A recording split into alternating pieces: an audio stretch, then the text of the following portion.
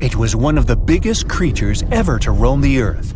It was longer than your average school bus and could easily weigh more than 10 elephants combined. But where did it live? How did it end up having this size? And most importantly, why is it extinct nowadays? Let's find out. The megalodon was the largest predator ever known in our planet's history. In terms of its location, the megalodon lived practically in all waters on our globe, except near the poles. The reason why there were no megalodon teeth found in Antarctica is probably that the gigantic creature adapted to only warm tropical and subtropical waters. The younger ones liked to keep to the shores, while full-grown adults preferred coastal areas, but they could easily move into the open ocean as well. How do we know the megalodon was so widely spread? We can only presume, based on the fact that they discovered the most northern fossils off the coast of Denmark and the most southern in New Zealand. The discussion of how the megalodon got this size is still open in the scientific community. They recently found out that not all the specimens from this fascinating species reach the same huge size. This has to do with a little something called the Bergmann's rule, which says that the temperature of the surrounding environment affects the animal's body size because they either need to conserve or shed heat. The megalodons that reach cooler waters probably needed more body weight to make sure they survived in low temperatures. On the contrary, those living in warmer waters had to be smaller to avoid burning up. But what did this enormous fish look like? Most modern depictions show the megalodon resembling an enormous great white shark. But well, it seems it may not necessarily be correct. The megalodon likely had a much shorter nose and a flatter jaw that looked almost squashed when compared with a great white shark. It also seems to have something in common with the modern blue shark: extra-long pectoral fins. They needed these to support their weight and size while navigating the planet's waters. Lastly, the lady megalodons, seem to have been about twice as large as the gentlemen. As for their offspring, even a small megalodon was enormous, at least 6.5 feet from nose to tail. How do we know that? Because specialists have stumbled upon megalodon nursery habitats in Panama, Maryland, the Canary Islands, and Florida. Even the piles of used diapers were enormous. Nah, not really. Surely the scariest aspect of the megalodon's looks was its mouth. I mean, think about it. Megalodon had whales for dinner, so it obviously needed to open its mouth wide enough. Scientists have estimated that its jaw would span a mind-boggling size, 9 by 11 feet wide. Just to paint you a better picture, that means it could have easily gulped down 2 adult people side by side. Wait, which 2 adults? Those impressive jaws also feature 276 teeth. Based on modern reconstructions of the force of its bite, it looks like it may have been one of the most, if not the most, powerful animals of prey ever to exist. For comparison, humans can have a bite force of around 1,300 newtons. Today, great white sharks have been estimated to be able to bite down with a force of over 18,000 newtons. The megalodon tops all the records, with an estimated power of bite up to 10 times greater than that. It could basically crush a car with very little effort. Its teeth were also pretty amazing. Similar to sharks, the megalodon was fast in replacing its broken or worn teeth. With 4 or 5 rows of teeth in its mouth, it basically acted like a conveyor belt, growing back damaged or missing teeth within about 48 hours. This means that an adult megalodon probably would have grown several thousand teeth throughout its lifetime. It was nice of them to do that, though, since it's probably one of the reasons why megalodon teeth are so common in fossil records, and we're able to study them properly. To maintain its impressive physique, the megalodon had to eat somewhere around 2,500 pounds of food per day. Can't wrap your head around that? Well, it was the equivalent of 1.25 cows per day to survive. It's like if you had to eat 3,300 cans of tuna every day. I've used the word megalodon a lot, but have I mentioned where it comes from? When translated from Greek, it means giant tooth. Ah, those clever Greeks. However, this giant shark's full scientific name is a bit more complicated: Carcharocles megalodon. But are these gigantic predators actually extinct? We tend to believe so, but let's be honest for a second. We've come to know more about the surface of Mars than the depths of our oceans. Like, we've only explored 15% of our oceans altogether. Who knows what may be lying out there in the deep? Maybe some ancient predators? The Mariana Trench is the deepest oceanic trench on Earth. The Challenger Deep, its deepest part, is so deep that you could dip the whole of Mount Everest in there and it would still be over a mile above the surface. That's deep. If a megalodon or two ever needed a place to crash, that would be a discreet enough location. However, the Mariana Trench is not a particularly comfy place to be in. Because it's cold and steeped in total darkness and all. The temperatures here are around 36 degrees Fahrenheit all year round. And to top it all off, the pressure is 1,000 times stronger than at sea level. So it's safe to assume that if any megalodon is hiding in here, its teeth and bones might not be looking so good. Because of the intense pressure here in the Mariana Trench, proteins and calcium start to dissolve and disintegrate. That's why, for example, the Haddell snailfish, the deepest dwelling fish we've discovered, has evolved to feature flexible cartilage instead of bones. To survive here, the megalodon would also need to learn to navigate in complete darkness. That means they would have to either become luminescent or evolve to grow massive eyes like the giant squid. While it may sound like an intriguing and good idea for a movie script, most scientists don't think it's possible. Why? Well, most of them say it's because of the megalodon's size. Most foods that megalodons like to eat live in shallow ocean areas and not in the deep, deep sea. Specialists believe that if these animals were actually still roaming our waters, there's no way we wouldn't know about it. They would need to come up for dinner every now and then, right? Their food is also the most likely cause of why the megalodon is not alive anymore. While some specialists believe the megalodon became extinct because of a drop in the ocean water temperature, most scientists suggested that the shifting food chain dynamics may have been more to blame. Why?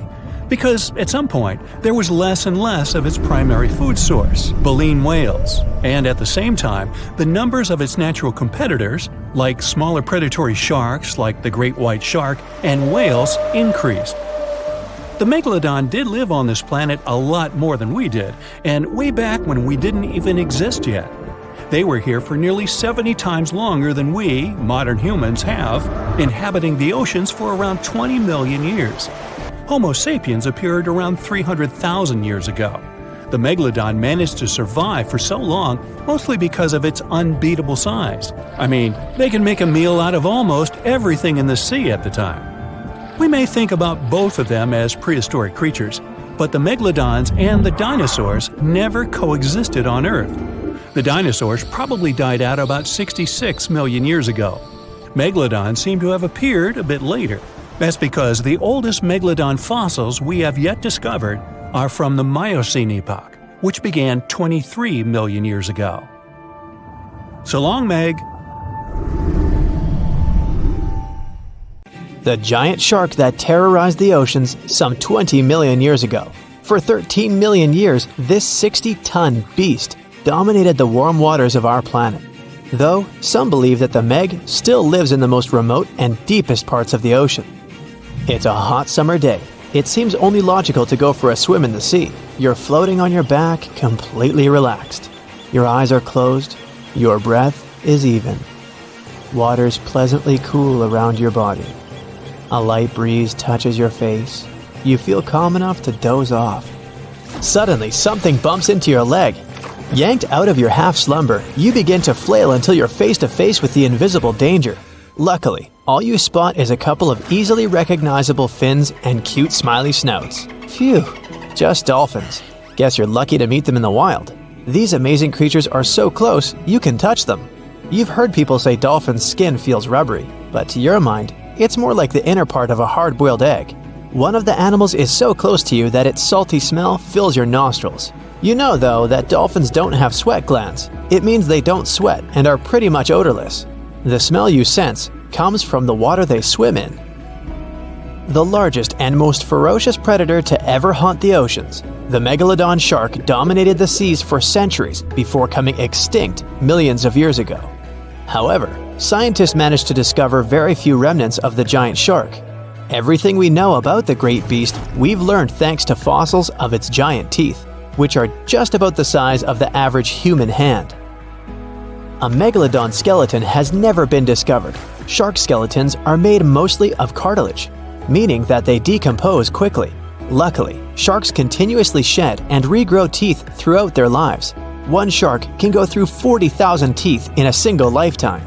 Scientists have managed to study different types of shark species based on their teeth alone.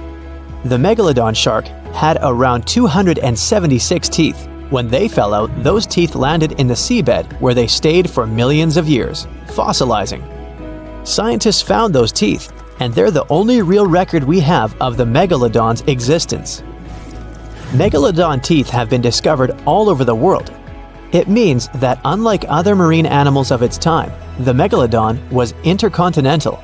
Even today, most sharks and marine animals tend to stick to one sea or ocean.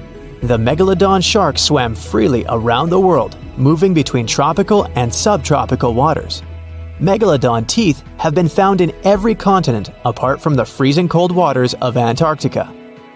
When a megalodon makes a starring appearance in a movie or TV show, it's portrayed to look like a giant version of a great white shark.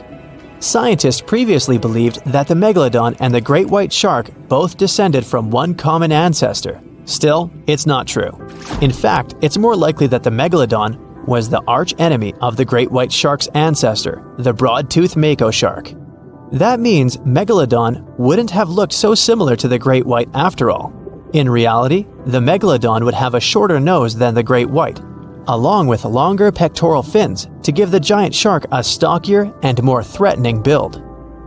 They both had an excellent sense of smell though, so even in prehistoric times, it wasn't a good idea to go swimming with a chunk of raw meat in hand. And it certainly isn't safe now. Whether the Meg's hiding somewhere in the depths, which some still believe is true, or it's gone forever, younger cousins will still be there waiting. Also, both of them like to go after big marine mammals, so they would certainly have things to do together. That is, until the Meg got moody and accidentally ate its friend. You never know. These guys had a different hunting style.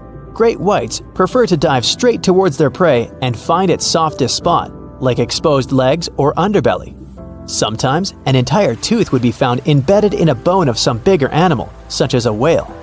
Without the main parts they use for swimming, poor sea animals were then helpless and unable to escape.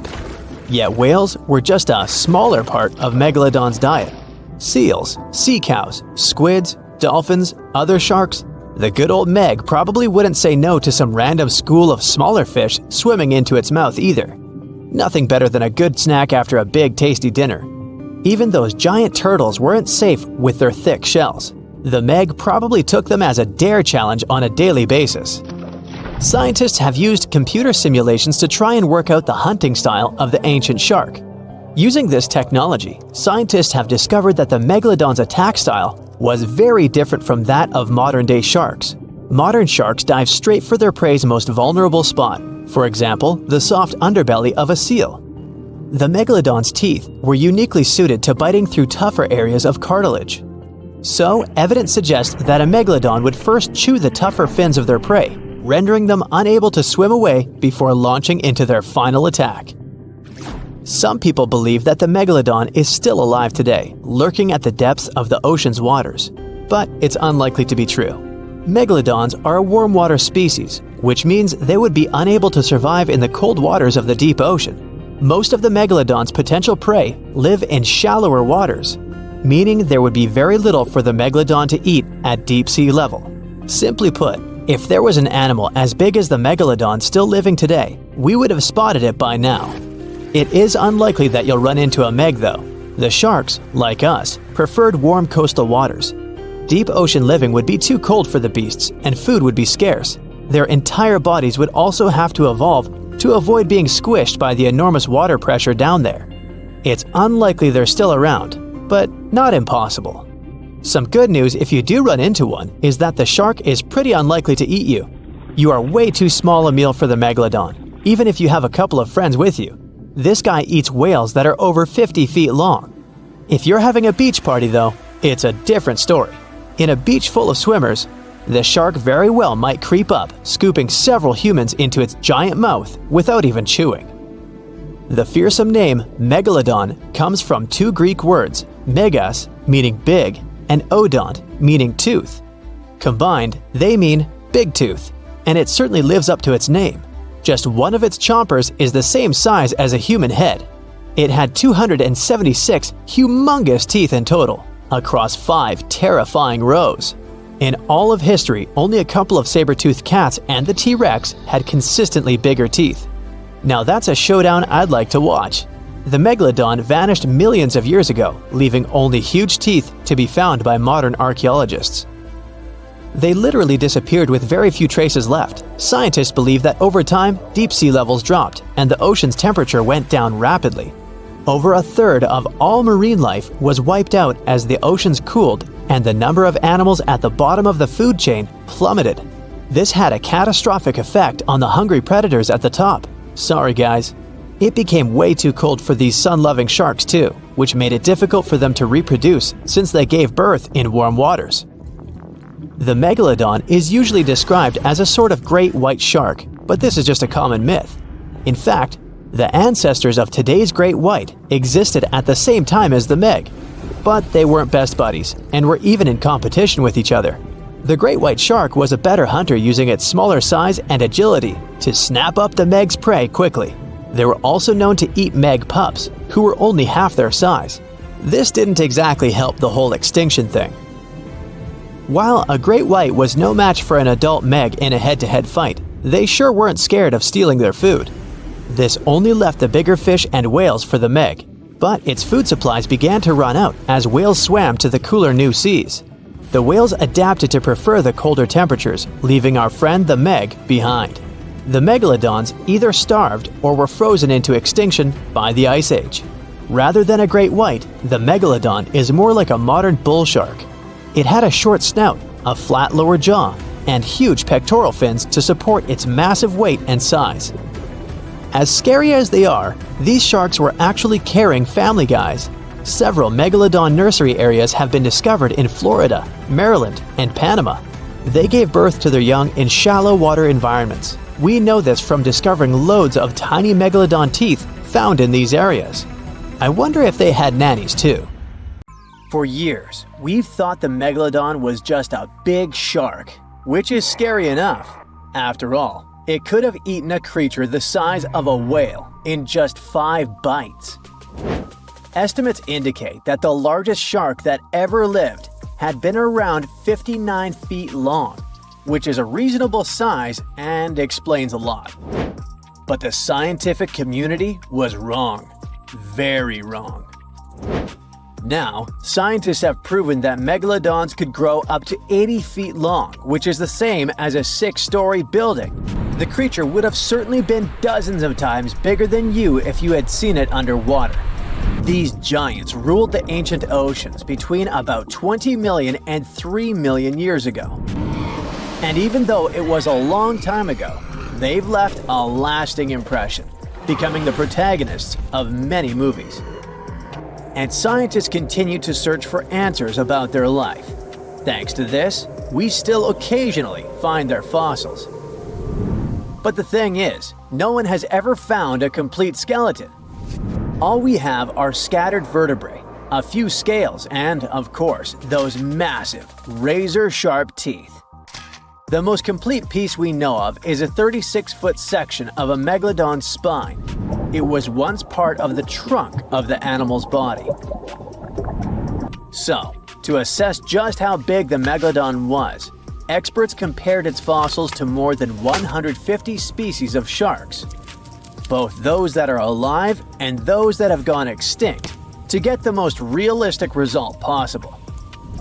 If the megalodon had had the proportions of a regular shark, it would have had a 6-foot head and a 12-foot tail. It would have also stretched 54 feet from nose to fin. But these measurements are way off the mark.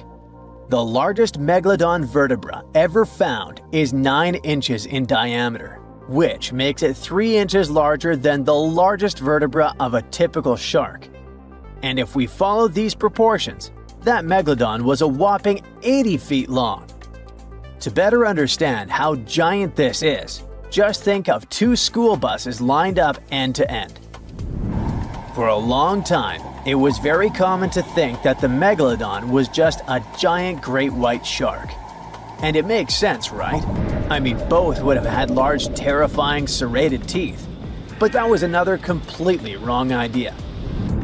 Now, we know that megalodons were actually much more slender and aerodynamic than the modern great white shark. Their body shape was built to cut through the water with much less resistance, minimizing the effects of gravity in the sea, letting them glide effortlessly through the ocean. Now, if Megalodon wasn't just another great white shark, what other animal of the same species was it most similar to? Surprise! In fact, it had more in common with the modern lemon shark. This species has robust and powerful bodies, two large dorsal fins, and blunt snouts, which makes them really fast and agile hunters, like prehistoric predators.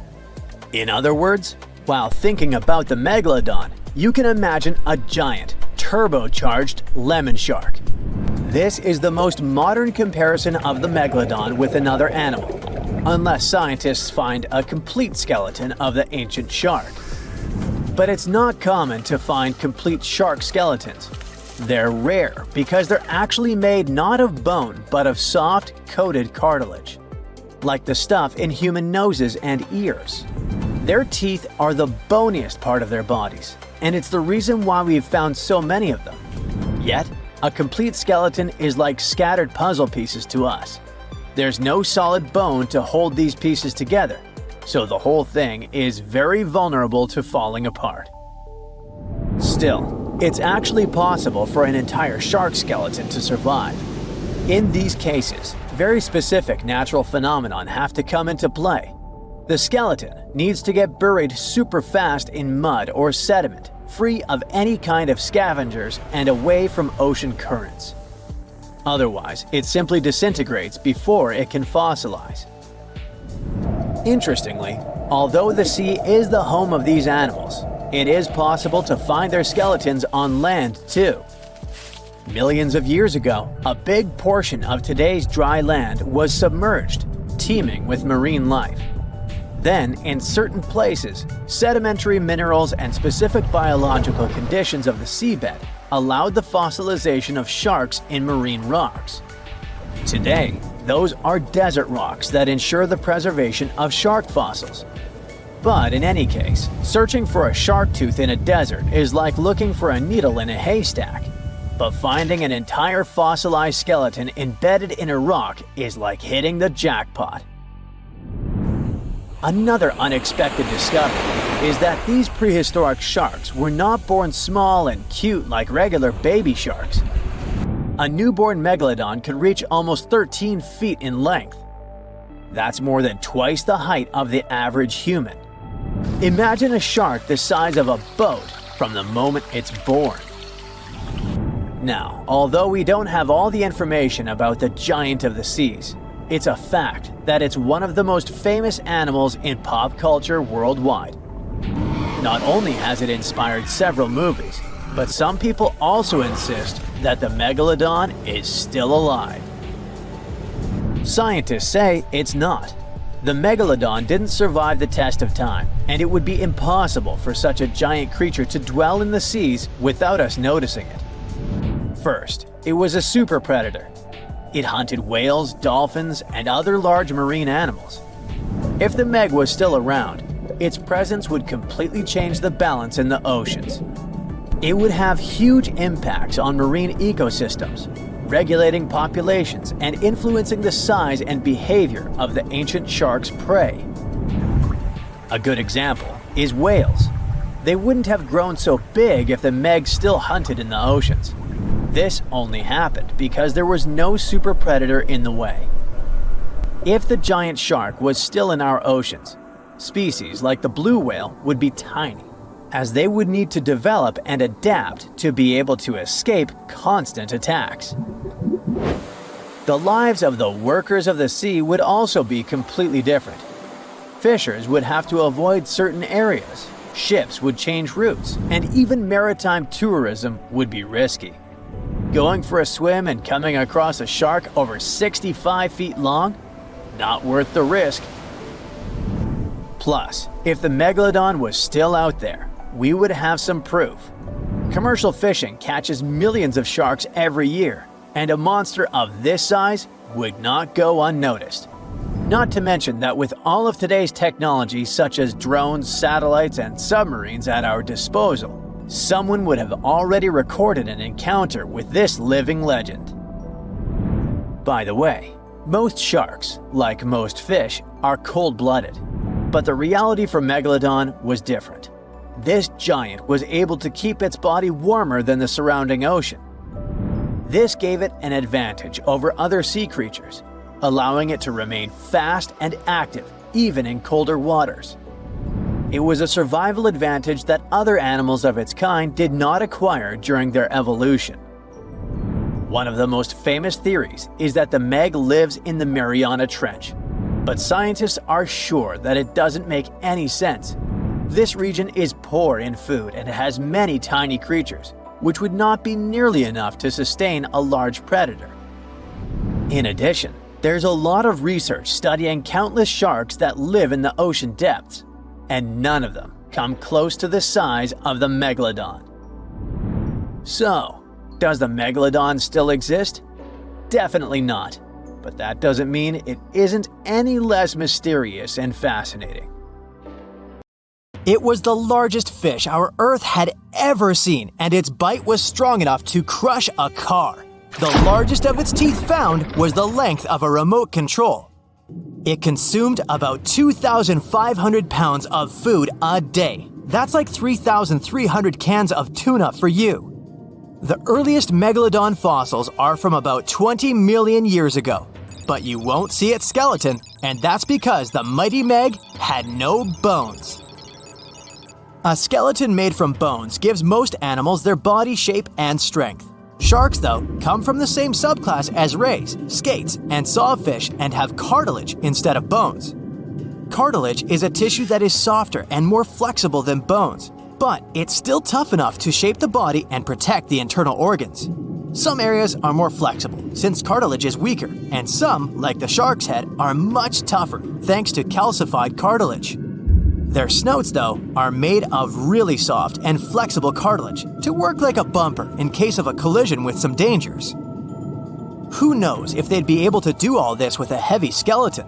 Plus, cartilage makes their jaws more flexible, and they can open their mouths much wider than they would with a jaw made of bone. Our hero, Meg, was no exception, and it had the strongest bite of all living creatures, which was also made possible by a skeleton made of cartilage.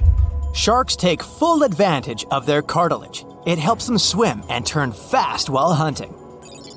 One drawback of this type of skeleton is that it was really tricky for scientists to establish the shape and size of Meg. Normally, they would do it using fossilized bone skeletons or their parts. With Meg, they had to guess based on the teeth they found and comparisons with living relatives. A more recent 3D computer model was based partially on scans of a preserved spine discovered in the 1860s. The model showed that Meg was bigger, faster, and even hungrier than scientists had previously thought. Looks like an average megalodon was 52 feet long. That's slightly bigger than the height of the Hollywood sign and weighed 10 times as heavy as an elephant. There were also much bigger creatures. Scientists still aren't sure how the Megalodon got this size. The fact that there were bigger and smaller Megs probably has to do with a little something called Bergmann's rule. It says that the temperature of the surrounding environment affects the animal's body size because they either need to conserve or shed heat. The Megalodons that reached cooler waters probably needed more body weight to make sure they survived in low temperatures. Those living in warmer waters had to be smaller to avoid burning up. If the researchers were correct in their calculations, it also means that Meg reached a cruising speed of over 3 miles per hour, which is much faster than other sharks. The still-living great white shark can cover a distance of nearly 7,000 miles without stopping, which is 9/10 as long as the diameter of Earth. It looks like the Megalodon could have gone much further. Megalodons managed to survive on our planet for nearly 70 times longer than humans have.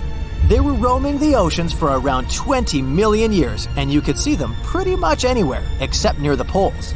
Scientists discovered the most northern fossils off the coast of Denmark and the most southern in New Zealand. The reason why there were no megalodon teeth found in Antarctica is most likely that these adapted to only warm tropical and subtropical waters. The younger ones like to keep to the shores, while full-grown adults preferred coastal areas, but they could easily move into the open ocean as well. When our planet went through a period of global cooling and drying, and the seas began to freeze around 3.6 million years ago, there was less and less room for Meg to thrive. Much of their prey, like smaller whales, seals, and sea turtles, disappeared or relocated to waters that were too cold for our hero. And at the same time, the number of its natural competitors, like smaller predatory sharks, like the great white shark, and whales, increased. This shifting food chain dynamics could have been even more dangerous for the Meg than the cold ocean water. You're used to seeing them on the big screen as heartless monsters, but these huge sharks were actually loving and caring family guys. Scientists discovered several megalodon nursery areas in Florida, Maryland, Panama, and off the coast of Spain. It looks like they gave birth to their young in shallow water environments. Then, little Megs would stay there with adults protecting and raising them until they were ready to fight off predators. The mighty Meg had 276 teeth in 5 rows in its mouth. Similar to other sharks, it was fast in replacing its worn-out or lost teeth. With 4 or 5 rows of teeth in its mouth, it basically acted like a conveyor belt, able to grow back damaged or missing teeth. This means that an adult megalodon probably would have grown several thousand teeth throughout its lifetime. Although the great white shark is often mentioned as Meg's closest relative, they'd hardly be distant cousins. The ancestors of today's great white existed at the same time as the Meg, but they weren't best friends and even rivaled each other. The great white shark wouldn't win in a head-to-head fight with a Meg, but it was a better hunter using its smaller size and agility to snap up the giant's prey quickly. This only left the bigger fish and whales for the Meg, but its food supplies began to run out as the whales swam to the cooler new seas. Rather than a great white, the megalodon is more like a modern bull shark. It had a short snout, a flat lower jaw, and huge pectoral fins to support its massive weight and size. We also speak of Meg as an extinct giant, but can we be 100% sure it isn't hiding somewhere as we speak? After all, we've only explored 5% of our oceans altogether. The Mariana Trench is the deepest oceanic trench on Earth, and you could dip the whole of Mount Everest in its deepest part, and over a mile of it would still be above the surface. If a megalodon or two needed a place to hide, that would be the perfect spot. It wouldn't be the coziest place to live, though, with its cold water and total darkness. Plus, the pressure there is 1,000 times stronger than at sea level. So, if a Meg really were hiding down there, it would have serious issues with its teeth, because calcium would dissolve under that pressure. To survive here, it would also need to learn to navigate in complete darkness. That means it would have either become bioluminescent or evolve to grow massive eyes like the giant squid. If the Meg were still around and true to its dietary choices, it would have to eat smaller fish, and that would be a problem for us humans. Especially those of us who love fish, that is. And the ocean isn't cooling down these days. The megalodon would love its temperature and would thrive and reproduce faster than ever. Those giants would create some massive problems for cargo ships and cruising vessels. In case you're now scared at the thought of meeting a megalodon, relax. Most scientists don't think it's possible because of our hero's size. Most foods that megalodons like to eat live in shallow ocean areas and not in the deep, deep sea. Meg would need to come up for dinner every now and then, and it's kinda hard to miss a creature this big. They're both giant prehistoric creatures to us, but the megalodons and the dinosaurs never actually coexisted. The dinosaurs probably died out about 66 million years ago. Megalodons seem to have appeared a bit later. The Meg, aka Megalodon, roamed the oceans long after dinosaurs were wiped out by the Great Meteorite. It was one of the largest and most dangerous hunters that have ever lived on Earth, as well as the biggest shark. But then, about 3.6 million years ago, the last of its kind disappeared from our planet, leaving only huge teeth for modern archaeologists to keep finding. There are a few theories about why it could have happened, but scientists might have found the true reason. The Megalodon, which means big tooth, was the largest shark ever to exist. It reportedly lived around 20 to 3.6 million years ago and was truly enormous. Its bite was more powerful than that of a T-Rex, and likely any other powerful predator that has ever roamed this planet. It's probably not surprising since this marine creature had extremely strong jaws that could span from 9 to 10 feet wide. That's enough to swallow 2 grown-up people side by side. The jaws were also lined with 276 teeth, and they reached 7 inches in length. That's as long as a small hedgehog. Once these teeth got worn down, the shark got rid of them and grew new ones. Such large sedated teeth helped the Meg to eat meat easily. The shark itself could grow up to 59 feet long. That's twice the length of a London double-decker bus. The animal was also pretty heavy. While a fully grown T-Rex weighed about 8 tons, the weight of a large megalodon could be more than 30 tons. With no competitors, the enormous shark was the real king of the oceans. It hunted other sharks, large fish, and even whales. Then why did such a magnificent creature disappear from the face of the earth? The previous theories mentioned the great white shark. The megalodon is usually described as some gigantic version of this marine animal. And this is a common mistake made because most people think these creatures were related.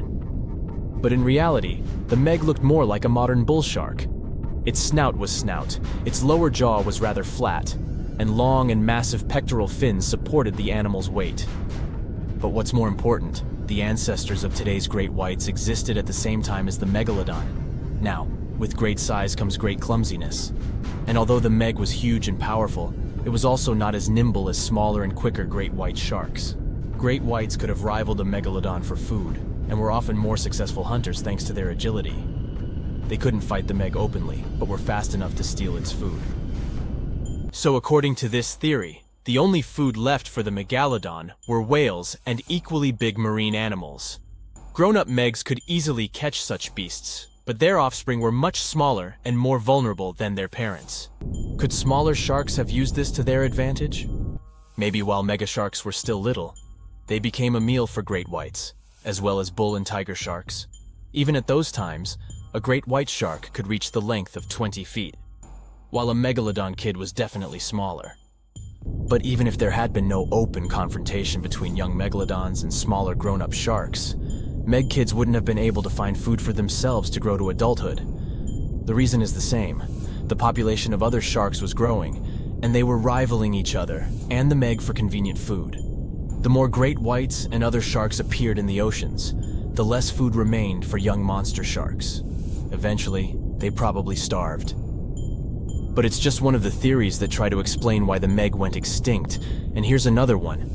A new study has shown that the Meg was most likely a warm-blooded predator able to regulate its body temperature, and that might have been the reason why this species disappeared with time.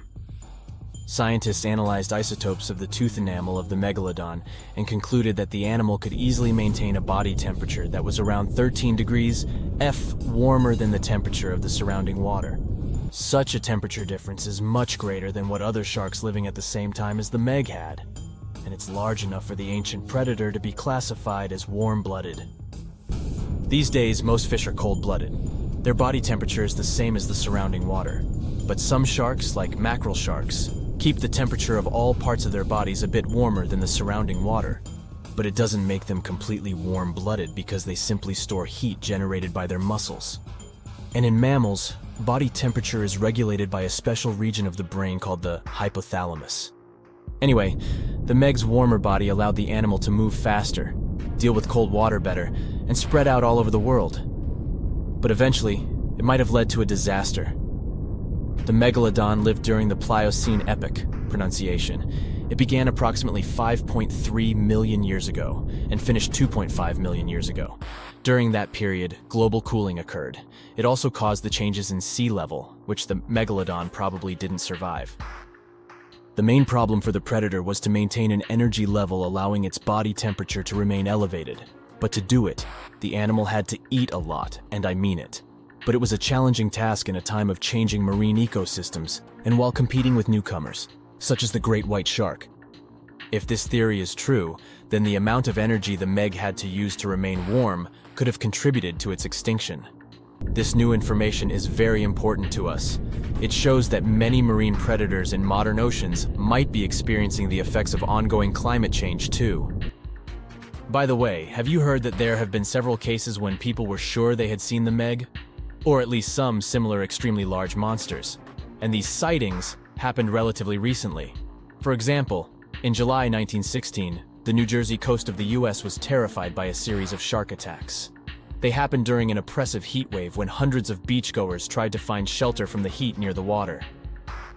People described the culprit that had caused all that havoc as a giant shark, much bigger than any regular one. Since then, scientists have been debating which shark species was involved in those accidents. The most popular guesses have been the bull shark and the great white. A picture of a huge shark roaming the Pacific Ocean not far from Guadalupe Island appeared in 1999. The creature was nicknamed Deep Blue. It could be distinguished from others by a wavy pattern separating its gray back and white belly. But even though some people claimed it could be the infamous Megalodon, experts came to the conclusion it was a female white shark, the largest ever seen. The average length of a male white shark is 11 to 13 feet. Females are bigger, up to 15 or 16 feet, but Deep Blue reached more than 20 feet in length. No wonder people were confused. For the last time, Deep Blue was spotted in 2013 near the western coast of Mexico's Baja California. But look, there's another jumbo shark, and you can meet it in any part of the world. The largest specimens can reach 40 feet long and weigh about 5 or even 6 tons. Could it be, if not the Megalodon itself, but one of its relatives? Again, a wrong guess. That's the basking shark. This animal prefers subpolar seas, with temperatures not higher than 58 degrees F. Even though some of these animals do migrate to warmer places. Like whale sharks, basking sharks are harmless and don't attack snorkelers or divers. These creatures have loads of small teeth, but they don't use them when feeding. Instead, they swim with their huge mouths open and swallow plankton. A grown-up basking shark can filter nearly 2,000 tons of water per hour.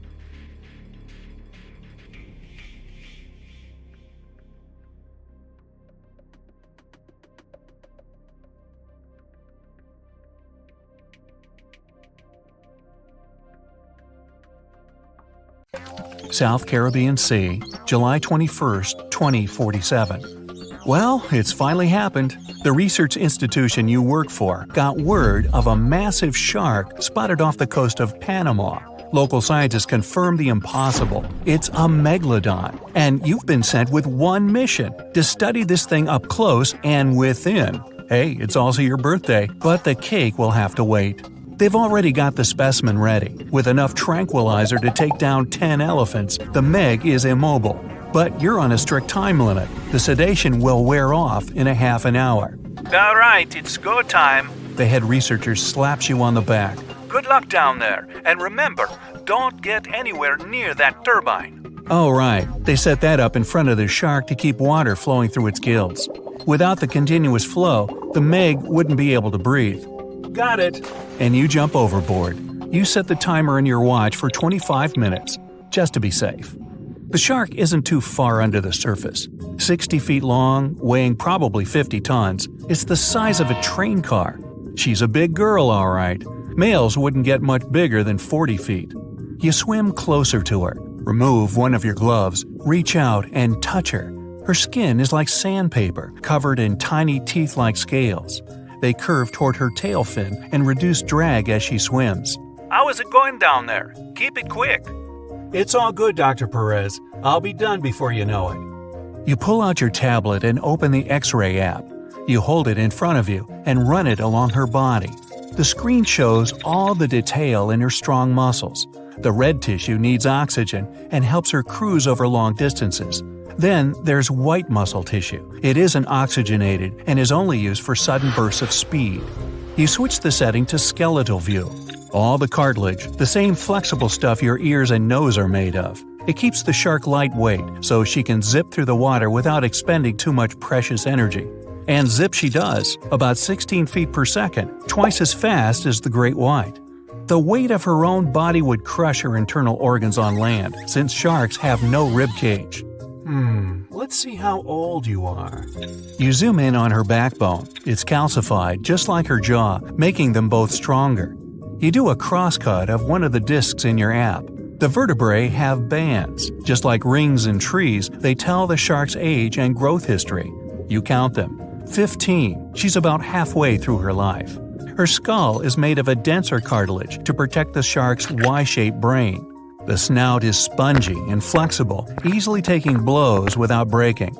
20 minutes left on the sedation. What's your status? The lead researcher radios in again. Muscular and skeletal analyses are done. Moving on to the sensory organs. Roger that.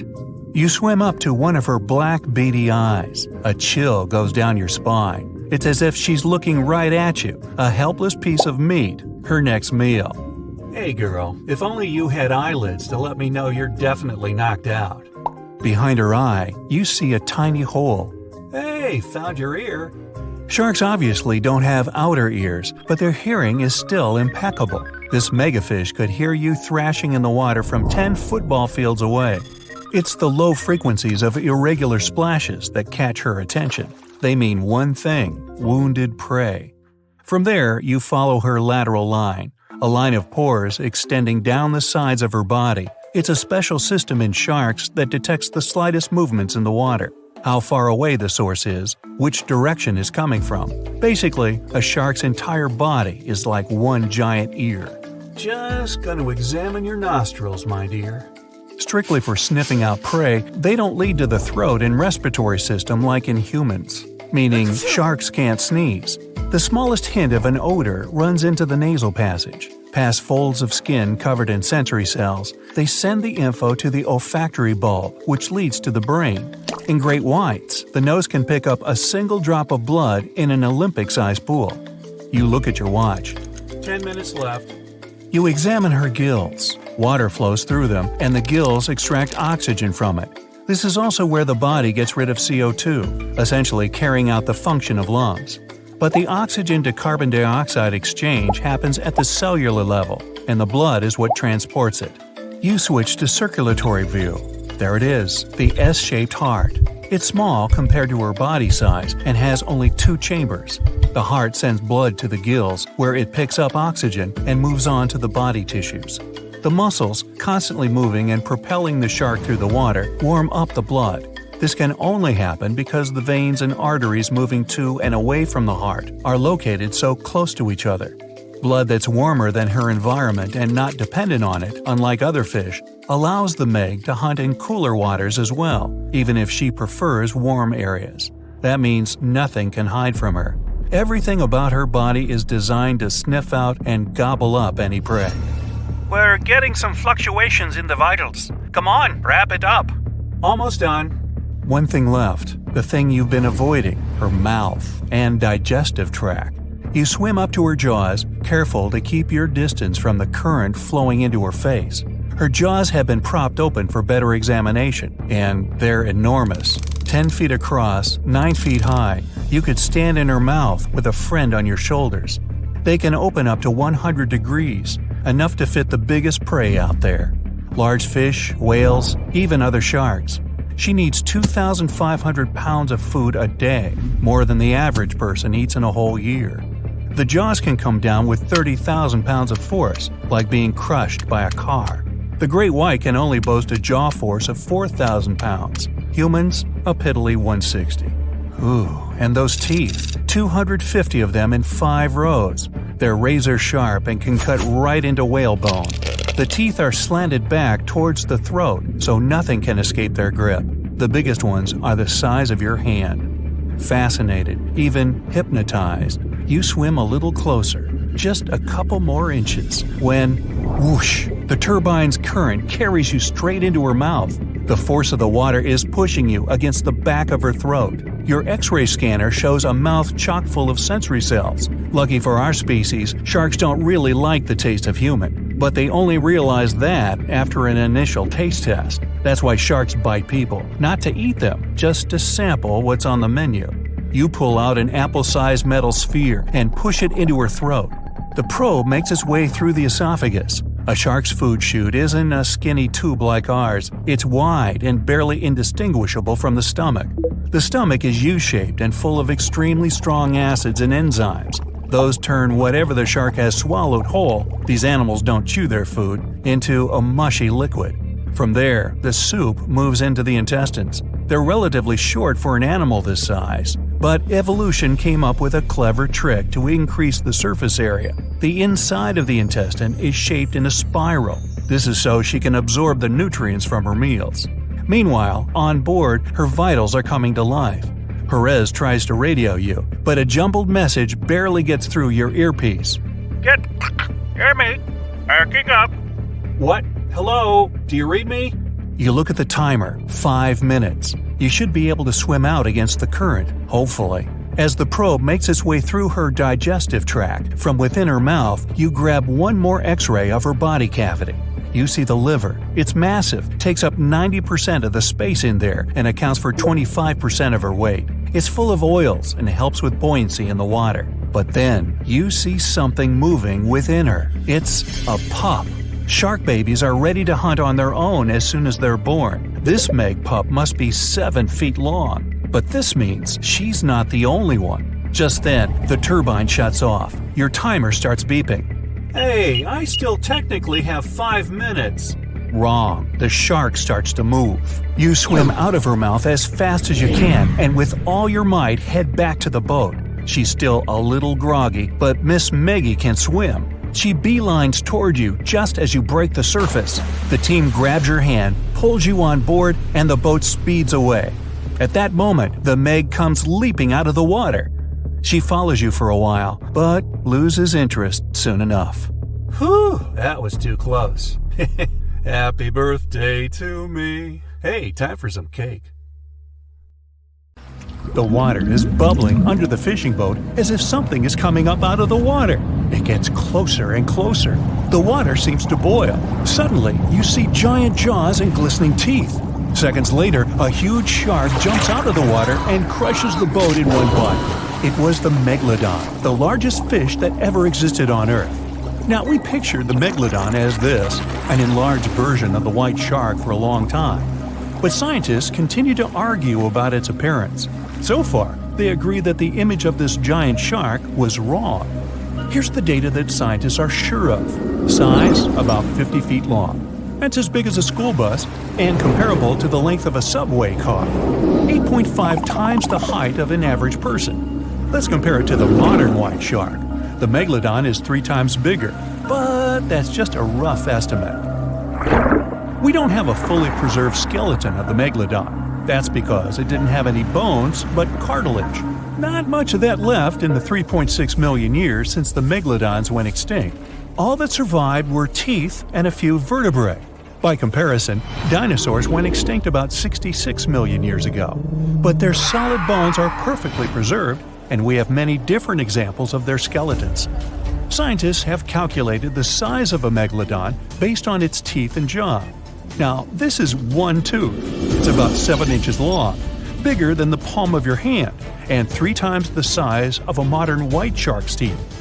The megalodon jaw was 6 feet wide and chalked up 5 rows of teeth, a total of 276 razor-sharp chompers. The other preserved remains are the vertebral column. It consists of 150 vertebrae, each 6 inches wide. They contain much calcium because, well, megalodon love fresh cold milk. Nah, it's because the vertebrae had to withstand the enormous mass of a giant shark. Based on those fossils, scientists created a model and calculated only the approximate size of the megalodon. But it could hardly have been any bigger. It's all about breathing. The bigger the fish, the more oxygen it needs, which means a larger gill area. That's the organ that filters the water and collects oxygen. If the megalodon were any larger, it would have trouble breathing. So, scientists believe that 50 feet is the maximum size of an individual. On average, they were a few feet smaller. Whew. Now, let's talk weight. On average, one megalodon weighed about 30 to 35 tons. By comparison, a white shark weighs 1 ton, which is 30 times less. Hey, trust me. A school bus is 4 times lighter at 7.5 tons. The weight of a megalodon can be compared to an empty Boeing 737. But the modern blue whale beats the megalodon in size and weight. 98 feet long versus 50, almost twice as long. Blue whale's weight is about 180 tons. That's like 6 megalodons or 6 passenger planes, or like 33 adult elephants. Hey, don't you love the comparisons? Now, about the appearance of the megalodon. Scientists believe it didn't look like a white shark. The megalodon belongs to a different fish family and most likely looked like a giant sand tiger shark. Flattened snout, small eyes. Its dorsal fin is moved backwards. The sand shark has 2 dorsal fins about the same size. The coloration is light brown with a white belly. It may have had brown-red spots like a sand shark all over its body. We used to think of the megalodon as something scary from the first finds of its fossils. That was back in the Renaissance era. People found some teeth in the rocks. At first, these teeth were thought to be the tongues of dragons or snakes. And here's the first drawing of what the owner of these teeth supposedly looked like. A massive snout with a scary nose and a bunch of razor-sharp teeth. We also have the evidence that megalodons were brutal hunters, kings of the food chain.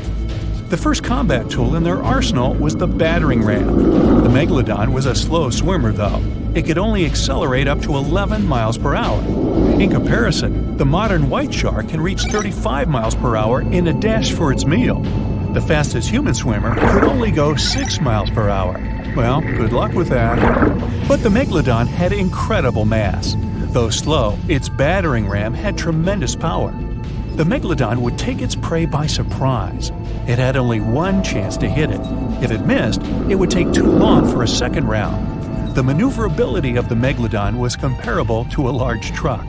But if the ram was successful, the prey was stunned and couldn't move. At this point, the megalodon aimed at vulnerable spots, like the fins and tail of the prey. Scientists have found many ancient whale remains with megalodon tooth marks.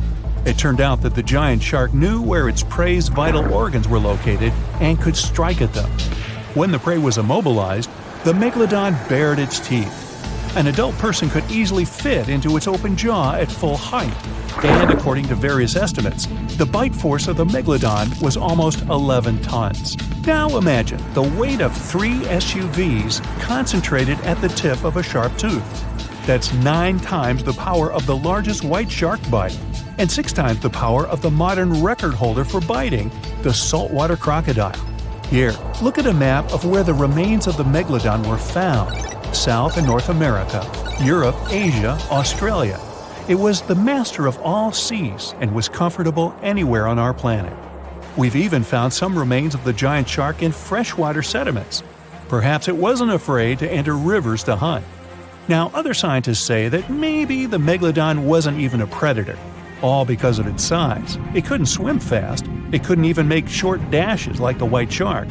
If prey tried to escape, the megalodon didn't rush into pursuit because it could never catch up with it. Another problem is the skeleton of the megalodon. The cartilage is weaker than the bones, so the musculature of the giant shark was not as massive and robust in the first place. The megalodon may even have been a scavenger and never got into fights. This is one of the reasons why ancient sharks became extinct. Megalodons like shallow, warm waters, with temperatures ranging from 53 degrees Fahrenheit. But over 3 million years ago, the climate turned colder. This deprived the megalodons of territories and plenty of food. The primitive whales that had been the main diet of the giant sharks began to disappear. Faster predators took the remnants of food. The megalodon started to starve. In evolution, a new player entered the field, the toothed whales, ancestors of the modern killer whales. They lived in packs and had bigger brains than the megalodon. So, over time, they started to compete with the megalodon. They took advantage of its clumsiness. A group of killer whales could easily win a competition against a giant shark. Many scientists believe this was the reason for the disappearance of the largest shark in the world. But there are theories that the megalodon is still alive and roaming the dark waters of our planet. Several Australian fishers have allegedly encountered a shark of incredible size, but no one can confirm these testimonies. Fans of this theory believe that giant sharks can hide in deep waters away from human eyes. In the Mariana Trench, for example, it's the deepest place on our planet. It's deeper than if you stuck Mount Everest in the water, and we've even found the teeth of a megalodon there. But science says that such a giant shark couldn't live in the Mariana Trench for many reasons. One, it's too cold. The megalodon was probably a cold-blooded fish, so it had to use the warmth of its environment to survive. But the water in the Mariana Trench is cold, about 40 degrees Fahrenheit. That's because the deeper down, the less sunlight gets in there. The second reason is pressure. Every 30 feet deep increases the pressure by 1 atmosphere. That is, at the depth of 100 feet, the water presses you 3 times harder than you would feel it at the surface. The weak muscles and cartilage of the megalodon wouldn't allow it to dive too deep into the Mariana Trench. And, most importantly, food. The farther from the ocean's surface, the fewer living organisms. Megalodons used to eat primitive whales, ranging from 10 to 20 feet. Small fish only inhabit the Mariana Trench. A megalodon would never be able to catch one. And, judging by its size, all the megalodon did was eat and then look for food again. Compare its weight to that of a human. The average human should get about 2,000 calories a day with an average weight of about 180 pounds. The megalodon weighed 470 times that and needed many more calories. So, even all the fish inhabiting the Mariana Trench could hardly feed a megalodon for even a few days. So, all these theories, of course, are not true. But still, it's just smart to be careful out there. Know what I mean? The megalodon was the biggest shark to ever live. Not only that, it's one of the biggest fish and the largest predator in Earth's history. They've been known to reach lengths of up to a whopping 70 feet. That's over 3 times longer than the biggest great white shark on record. The females have also been found to be around twice the size of the males. The megalodon could swallow a small car without it even touching its teeth, if cars had been around then. Its teeth could grow to over 7 inches long. It looks like we're going to need a bigger boat, and best make it steel-plated, as this shark can easily gnaw its way through ships. The underwater terror could bite a ship clean in half, with the highest bite force ever calculated for any animal, living or extinct. The force of its ferocious bite was up to 40,000 pounds. That's around 108,000 times the strength of a human's and 10 times the force of a modern crocodile's bite. Its chomp is so strong that it makes the T-Rex's bite look about as powerful as my granny's after she's taken her dentures out. In fact, the Meg was so big and powerful that it had no natural predators. It was the uncrowned king of the seas, swimming freely from ocean to ocean. This cosmopolitan creature was found all over the world, from America to Europe and Australia to Japan, assuming there were countries back then. Meg fossils have been found on every continent except Antarctica. Everybody skips Antarctica. Science tells us that the megalodon went extinct over 3.6 million years ago. But could they still be alive at the deepest depths of the ocean? Only around 80% of the ocean has been explored, and its deepest point, the Mariana Trench, is over 7 miles down. So who knows what's lurking at the bottom? If you did manage to make it down, it is unlikely that you'll run into a Meg, though. The sharks, like us, preferred warmer coastal waters. Deep ocean living would be too cold for the beasts, and food would be scarce. Their entire bodies would also have to evolve to avoid being squished by the enormous water pressure down there. It's unlikely they're still around, but not impossible. Some good news, if you do run into one, is that the shark is pretty unlikely to eat you. You are way too small a meal for the megalodon, even if you have a couple of friends with you. This guy eats whales that are over 50 feet long. If you're having a beach party, though, it's a different story. In a beach full of swimmers, the shark very well might creep up, scooping several humans into its giant mouth without even chewing. But wait, let's rewind. How does the shark take down a 50-foot whale? It first bites off its fins, making the whale unable to swim away. It then casually munches it down piece by piece. Because of their size, sharks had to consume over a ton of food every single day just to sustain themselves, like me. All that food made the megalodon extremely heavy. They range from anywhere between 50 to over 100 tons. For context, that's around the same as 7 to 16 adult male African elephants. To fit all this food in, their jaws had to open pretty wide. A megalodon's jaw could span 9 by 11 feet wide. That's easily big enough to swallow 2 adult humans side by side. The fearsome name Megalodon comes from 2 Greek words, mega meaning big and odont meaning tooth. So combined, they mean what? Big tooth. And it certainly lives up to its name. Just one of its chompers is the same size as a human head. It had 276 humongous teeth in total across 5 terrifying rows. In all of history, only a couple of saber-toothed cats and the T-Rex had consistently bigger teeth. Now that's a showdown I'd like to watch. The megalodon vanished millions of years ago, leaving only huge teeth to be found by modern archaeologists. They literally disappeared with very few traces left. Scientists believe that over time, sea levels dropped and the ocean temperatures went down rapidly. Over a third of all marine life was wiped out as the oceans cooled and a number of animals at the bottom of the food chain plummeted. This had a catastrophic effect on the hungry predators at the top. Sorry guys. It became way too cold for these sun-loving sharks too, which made it difficult for them to reproduce since they gave birth in warm waters. The megalodon is usually described as a sort of giant great white shark, but this is just a common myth. In fact, the ancestors of today's great white existed at the same time as the Meg. But they weren't best buddies, and were even in competition with each other. The great white shark was a better hunter, using its smaller size and agility to snap up the Meg's prey quickly. They were also known to eat Meg pups, who were only half their size. This didn't help the whole extinction thing. Even infant megalodons were huge, coming in at just under 7 feet. While a great white was no match for an adult Meg in a head-to-head fight, they sure weren't scared of stealing their food. This only left the bigger fish and whales for the Meg, but its food supplies began to run out as the whales swam to the cooler new seas. The whales adapted to prefer the colder temperatures, leaving our friend the Meg behind. The megalodons either starved or were frozen into extinction by the Ice Age. Rather than a great white, the megalodon is more like a modern bull shark. It had a short snout, flat lower jaw, and huge pectoral fins to support its massive weight and size. As scary as they are, these sharks were actually caring family guys. Several megalodon nursery areas have been discovered in Florida, Maryland, and Panama. They gave birth to their young in shallow water environments.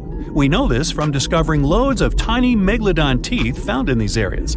Gee, I wonder if they had nannies too. But how come there are so many megalodon teeth out there for us to analyze? Well, due to their messy, aggressive eating habits, sharks regularly lose their teeth. They lose a set of teeth every 1 to 2 weeks. That's 40,000 teeth in a lifetime. They must rake in a fortune from the tooth fairy. Because of this, their teeth were continuously raining down to the ocean floor. Luckily for us, they're also the hardest part of a shark's skeleton, which is why so many teeth have survived and become fossilized. It's fair to say that the first discoveries of the Meg's teeth confused people. Early discoverers thought the Meg's teeth were petrified tongues of ancient serpent creatures. They even used to call them tongue stones. It's also a common myth that the megalodon was around at the same time as the dinosaurs, although this would have been pretty cool. The dinosaurs were wiped out around 66 million years ago, but the megalodons came much later. The oldest Meg fossil is only around 23 million years old, but it's tricky to pinpoint the exact date. After all, calendars weren't invented yet. They became extinct way before humans even evolved. The earliest Homo sapiens, which is a fancy name for the first humans, emerged about 2.5 million years ago. But what if the megalodon shark didn't go extinct? Whale populations have dropped drastically since these guys were last around, so there'd be way fewer whales for them to chomp down on. Whales have also gotten a lot smarter and learned new defensive moves, making them way harder to take down. It's estimated that they ate around 12 tons of food each day. If they were still around and eating that much, they'd be forced to eat smaller fish, and there'd be barely enough big fish for us humans to survive on. The naughty megalodons would also be able to track fishing boats and steal the fish that they worked hard to collect. It's safe to say we'd see a lot less fish in the aisles of your neighborhood supermarket. As our ocean temperatures are heating up again, the sharks would also thrive and reproduce faster than ever. There'd be more and more of these giant eating machines in the water, reducing our fish supply even more. It would also cause massive problems for cargo ships and cruising vessels. Imagine coming into contact with one of these bad boys while you're sunbathing on the deck. Even beachgoers would be hard hit. Megalodons give birth in shallow waters, so many of our favorite beaches would quickly become dangerous shark nursing grounds. Hey, where did that beach volleyball game go? They were playing just a moment ago. Now, at some earlier stages of research, scientists reconstructed the megalodon looking like a bigger, just a little more dangerous, version of a great white shark. Movies then followed suit, added a couple of details on their own, and ta-da! We've got a marine giant that could grow up to 90 feet long. Well, hold on. Megalodons were usually between 50 and 55 feet, sometimes growing up to 60 feet. For comparison, a bowling lane is 60 feet long, a school bus is around 45 feet, and an average person is 5 feet 10 inches tall. So yeah, not bad Megalodon, but still not 90 feet. Its weight was around 50 to 60 tons, which is something like 10 adult elephants or even a Boeing 737. That's just their females though. The ladies were almost twice as big as the males. Another movie versus reality thing. The megalodon had nothing to do with a great white shark. The closest they could be is cousins, because megalodon, in fact, is the last descendant of a completely different lineage of sharks. Plus, its kind is around 3 times bigger than an average great white. It has a shorter nose and a much flatter jaw that almost looks like it's squashed. Also, Meg's pectoral fins are longer than those of the great white sharks. Ancient predators ate a lot, so they needed something to support their weight. They both had an excellent sense of smell, though, so even in prehistoric times, it wasn't a good idea to go swimming with a chunk of raw meat in hand. And it certainly isn't safe now. Whether the Meg's hiding somewhere in the depths, which some still believe is true, or it's gone forever, younger cousins will be there waiting. Also, both of them like to go after big marine mammals, so they would certainly have things to do together. That is, until the Meg got moody and accidentally ate its friend. You never know. These guys had a different hunting style. Great whites prefer to dive straight toward their prey and find the softest spots, like exposed legs or underbelly. Megalodon aimed for the fins and tail, because of its almost 10-foot jaws and what's considered to be the strongest bite ever. Its teeth could pierce almost anything. Sometimes an entire tooth would be found embedded in the bone of some bigger animal, such as a whale. Without the main parts they use for swimming, poor sea animals were then helpless and unable to escape.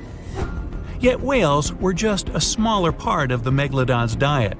Seals, sea cows, squids, dolphins, other sharks, the good old Meg probably wouldn't say no to some random school of smaller fish swimming into its mouth either. Nothing better than a good snack after a big tasty dinner. Even those giant turtles weren't safe within their thick shells. The Meg probably took those as a dare challenge on a daily basis. Such a diverse diet, and in big amounts. Megalodon would eat about 2,500 pounds of food every day. No wonder it dominated the ocean. Almost 300 teeth in 5 rows, and we're talking about sharp chompers that could grow up to 7 inches long. Even its name stands for giant tooth. Hey, I'm thinking maybe it had a cousin, orthodontia, which means either crooked teeth or deep pockets. Still, Megalodon would change thousands of teeth over a lifetime. Since Meg's teeth weren't that strong, they would often fall out. Then it would get new ones within 1 to 2 days, so it could continue its hunting sessions without any serious interruptions. The same thing happens with modern sharks as well. New teeth replace damaged or worn out ones. Those teeth falling out were the only thing that helped scientists do any research on the megalodon at all. They found them all around the world.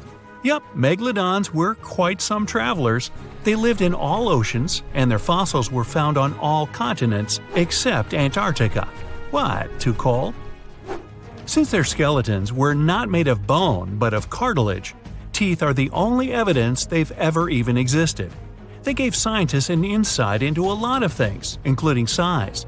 Even with modern sharks, scientists determine their size by the dimensions of only one tooth, and do the same with the Meg.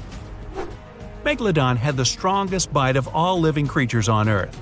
It would definitely be fun to see the clash between the Meg and, say, T-Rex. Sadly, they missed their chance to meet and establish some long-term friendship since dinosaurs went extinct over 60 million years ago. Meg, on the other hand, terrified all the inhabitants of the seas and oceans from 23 to 2.5 million years ago. Where could Megalodon live these days? Well, it would probably love the places modern sharks go to, such as Florida, Hawaii, Brazil, South Africa, or some other tropical paradise. When you think about it, it's not bad at all. Meg, take me with you! Meg itself didn't have any serious competition or a natural enemy, but its infants were too weak to defend themselves. That's why the apex predator had to choose warm, shallow waters with no strong currents to raise its babies. Those, by the way, were around 6.5 feet long, not quite tiny themselves. Scientists actually found some of their juveniles' teeth, so it seems like part of their nursery areas was the coast of Panama, and that's 10 million years old. Okay, time to meet with one of Megalodon's potential rivals, the mighty sperm whale. 45 to 60 feet long, the size sure makes it quite an adversary. Modern sperm whales don't have such big teeth, but their ancestors, which lived around 13 million years ago, were well packed. The largest tooth found was 5 inches wide and 14 inches long. That's something like the biggest soda bottle out there. That would make an interesting combat. Here, we're talking about this giant marine predator, but this is not the only intriguing ancient animal that wandered the oceans. In fact, sharks are some of the oldest creatures on our planet, more ancient than insects, mammals, dinosaurs, even trees. Mass extinction events wiped out most life on Earth. Giant asteroids fell on its surface, continents split up, and so many other things happened. But sharks were there, alive, persevering, apparently with no contact with the outside world, just chilling and doing their thing. The spiny shark was actually one of the first animals with a jaw. Not that it could do much with that jaw, since it was only around 12 inches long. Meg wouldn't even bother around this one, and it wasn't even a real shark, it just looked like one. If you ever wondered how a combination of eel and shark would look like, well, here it is. Eel shark preferred freshwater, was up to 3 feet long, and went extinct around 200 million years ago. Since dinosaurs appeared around 230 million years ago, the eel shark was probably there to give them warm welcome, prepare a buffet, but the dinosaurs had unfortunately mistaken it for dessert. Now, this predator would get some real screams on a nice sandy beach during a spring break if it was still alive, the Ginsu shark. It was nicknamed after Ginsu knives for a huge mouth of almost 500 razor-sharp teeth. One of this monster shark's hobbies was to go after big turtles. Okay, now seriously, what's with that shark turtle thing? Scissor-toothed sharks. Now we're talking. These guys lived around 300 million years ago and had some strangely shaped heads. The weirdest part were their jaws. This shark didn't shed old and worn-out teeth, but kept growing new ones at the back. Those in the front were then pushed forward, and with age, the shark got a really strange scissor-tooth look. Scientists are still unsure why it had to be like that. Hey, time to call in the orthodon. Even during the Meg's long reign, our favorite ancient predator still wasn't the only scary giant shark in town. For instance, I can't pronounce its name, so I'll just call it Mr. C. Unfortunately, not enough of its fossils were found to get more information, but some research says it had teeth more than 5 inches long. That also implies it could probably grow to be 20 feet long. Oh, and if it only left just a couple more teeth around, I guess the Meg wouldn't be the only movie star from those times. So close, C, so close.